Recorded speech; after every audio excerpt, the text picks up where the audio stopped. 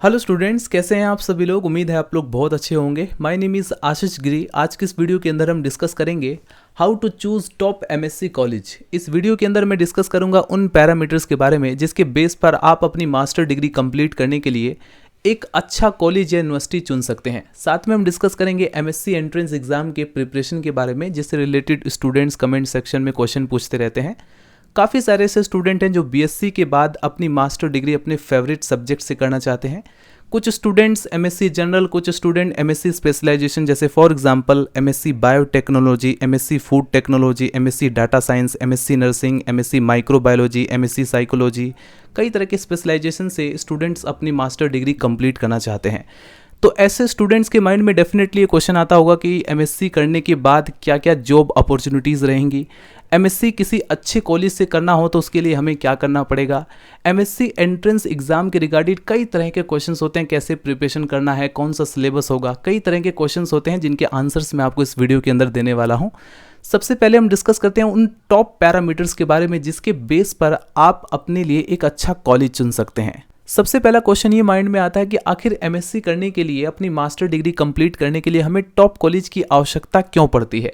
तो ध्यान रहे student, the top college will get you the best education and job opportunities. अगर आप एक अच्छा कॉलेज का सिलेक्शन करते हैं तो आपको एक अच्छी फैकल्टी, एक बेस्ट एजुकेशन प्रोवाइड की जाती है जिसके बेस पर आपके पास जॉब अपॉर्चुनिटीज़ या प्लेसमेंट के चांसेस भी होते हैं।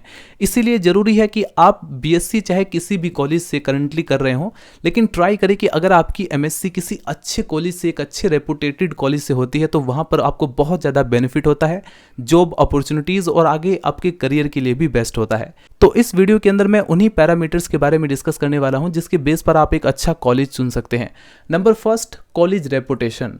गुड कॉलेज क्विकली गेन एक गुड रेपुटेशन। अगर एक अच्छा कॉलेज होगा तो वो तुरंत एक अच्छी रेपुटेशन को गेन करता है। You can look for certificate and approvals by the government. ध्यान रहे स्टूडेंट, आप जिस कॉलेज से भी अपनी मास्टर डिग्री कंप्लीट करना चाहते हैं, एक बार ये क्लेरिफाई कर लें कि वो कॉलेज यूजीसी के द्वारा अप्रूव्ड है या नहीं है, राइट। इसके बाद आप लोग नंबर सेकंड पैरामीटर देखेंगे, फैकल्टी। आपको ये भी देखना पड़ेगा कि एक कॉलेज अच्छी फैकल्टी प्रोवाइड कर रहा है या नहीं कर रहा है। It won't matter how great the course if the faculty isn't great. आप कौन सा कोर्स कर रहे हैं बहुत ज़्यादा मैटर नहीं करता अगर फैकल्टी अच्छी नहीं है तो। So good faculty ensure you understand the subject and do well in the course. अगर अच्छी फैकल्टी होगी तो आपको सब्जेक्ट को अंडरस्टैंड करने में अच्छी मदद मिलेगी। Top college always have top faculty members and teachers. तो जो टॉप कॉलेज होते हैं स्टूडेंट, वो आपको अच्छी फैकल्टी और अच्छे टीचर्स प्रोवाइड करेंगे। वहां पर आपको हर डिपार्टमेंट में अच्छे टीचर्स मिल जाते हैं।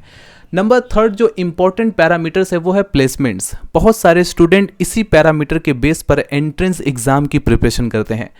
प्लेसमेंट के चांसेस, बहुत सारे ऐसे कॉलेज है जैसे बीएचयू है, जीएनयू है, दिल्ली यूनिवर्सिटी है, बहुत सारे रेपुटेटेड कॉलेज है जहां पर प्लेसमेंट के चांसेस होते हैं। Only the top college will get you jobs in the top companies. ये एक इंपॉर्टेंट पैरामीटर है। तो ये भी देख ले स्टूडेंट, जिस यूनिवर्सिटी या कॉलेज की आप एंट्रेंस एग्जाम की प्रिपरेशन कर रहे हैं, क्या वहां पर प्लेसमेंट के भी चांसेस है या नहीं है, राइट।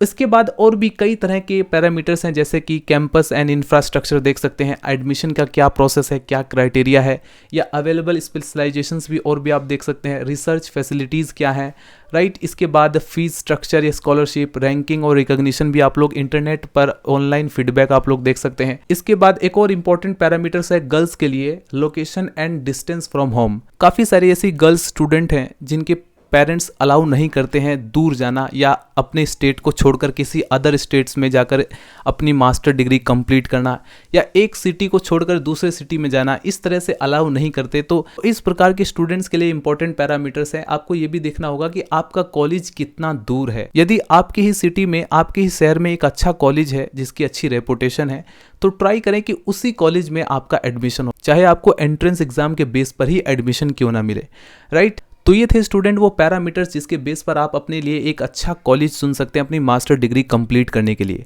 लेकिन स्टूडेंट, आप लोगों को यहाँ पर ध्यान देना होगा, ये जितने भी पैरामीटर्स मैंने आपको काउंट कराए हैं, ये सभी पैरामीटर्स एक अच्छे कॉलेज में ही मिलेंगे।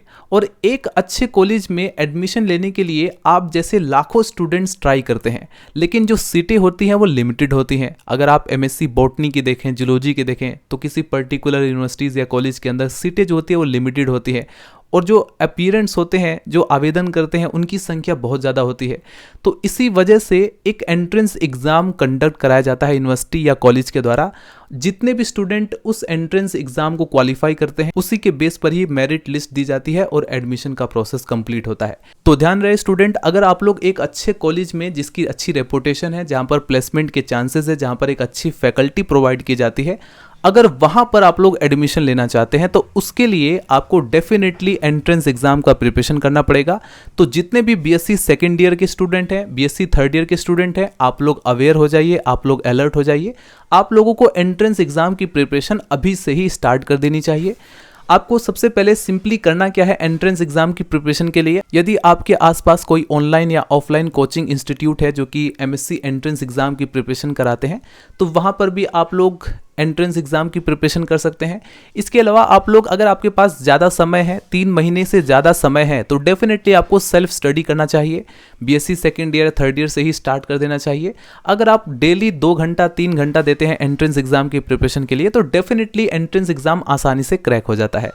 इसके लिए आपको क्या करना होता है, सबसे पहले आपको कॉलेज टारगेट करना पड़ता है। जैसे फॉर एग्जांपल आपने दिल्ली यूनिवर्सिटी टारगेट किया है कि मुझे दिल्ली यूनिवर्सिटी से अपनी मास्टर डिग्री बॉटनी सब्जेक्ट से कंप्लीट करना है, या बीएचयू से या जीएनयू से, जो भी यूनिवर्सिटी या कॉलेज आप लोग टारगेट कर रहे हैं, सबसे पहले उस कॉलेज की वेबसाइट पर जाकर के उसका एंट्रेंस सिलेबस डाउनलोड कर लें। प्रीवियस ईयर के जो PYQs हैं उनको भी आप लोग डाउनलोड कर लें।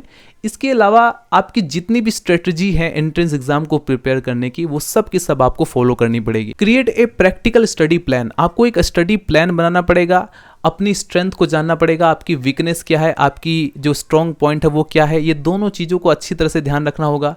एंट्रेंस एग्जाम के सिलेबस से रिगार्डेड जो बुक्स आती हैं उन बुक्स को भी आपको खरीदना पड़ेगा और अपने माइंड को ट्रेन करना पड़ेगा एग्जाम के लिए। क्योंकि अगर आप पहली बार जाकर के एग्जाम में बैठते हैं तो आपका जो इन्वायरमेंट है, आपका जो माइंड है, उतना ट्रेन नहीं होता। ट्राई करें स्टूडेंट, एक शेड्यूल के अकॉर्डिंग पेपर को सॉल्व करें, PYQs को सॉल्व करें, टेस्ट सीरीज दें। इसके अलावा जो मोस्ट इंपॉर्टेंट है, practice practice practice. Practice is very important.